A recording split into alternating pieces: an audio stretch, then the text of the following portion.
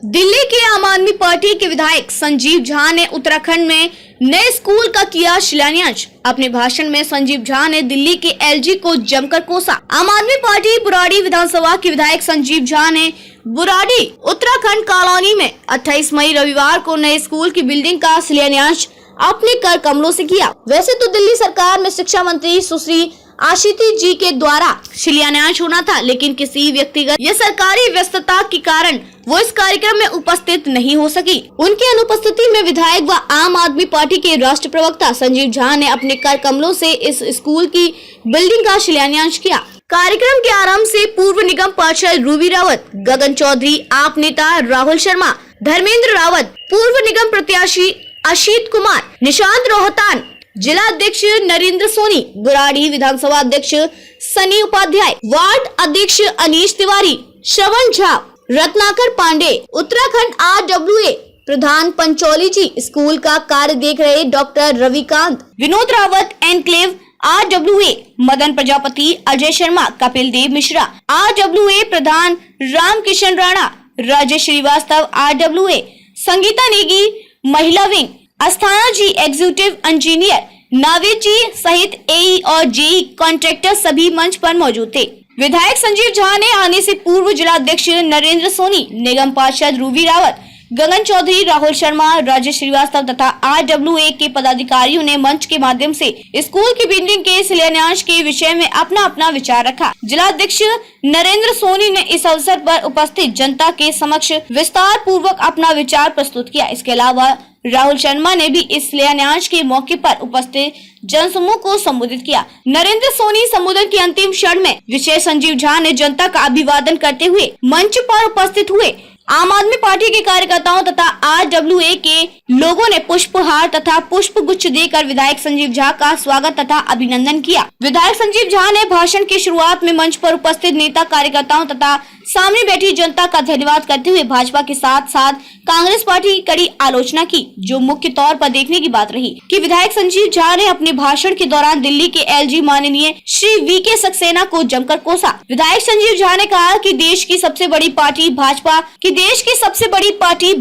देश की सबसे छोटी आम आदमी पार्टी की लोकप्रियता से इस कदर डरी हुई है कि माननीय सुप्रीम कोर्ट के आदेश के खिलाफ अध्यादेश लाकर सुप्रीम कोर्ट के आदेश को ही पलट दिया।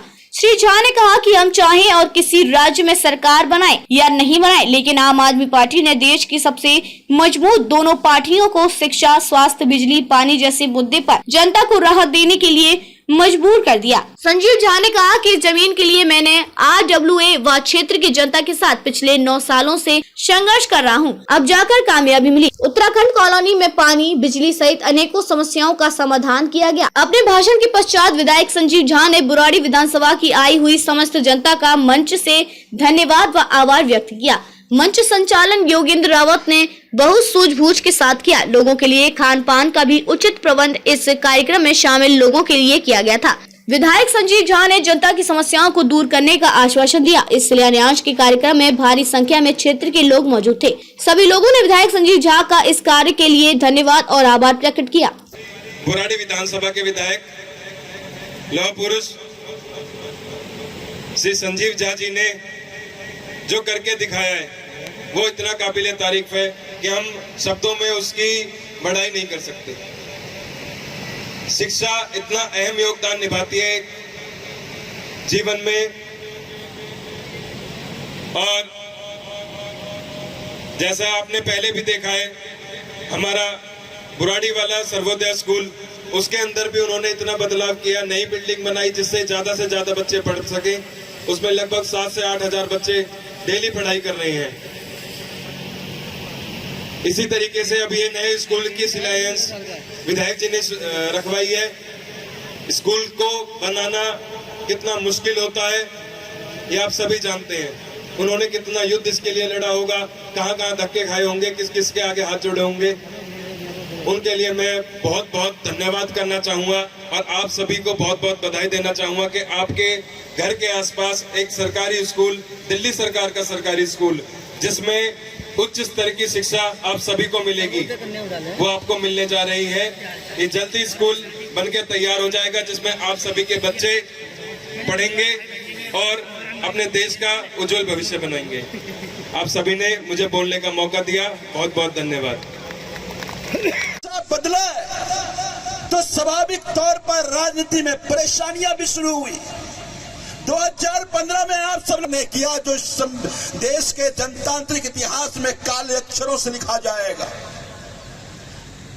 केंद्र सरकार ने कहा कि भले ही दिल्ली की जनता ने वोट आम आदमी पार्टी को दिया हो, वहां से एक चिट्ठी के जरिए कहा कि दिल्ली सरकार के पास सर्विसेज नहीं होगा, दिल्ली सरकार के पास एंटी करप्शन ब्यूरो नहीं होगा। इस प्रांगण में आप हैं, यहाँ सर्वोदय स्कूल बनना है, 12th तक का ये स्कूल है। लगभग 49 कमरे पढ़ाई के होंगे।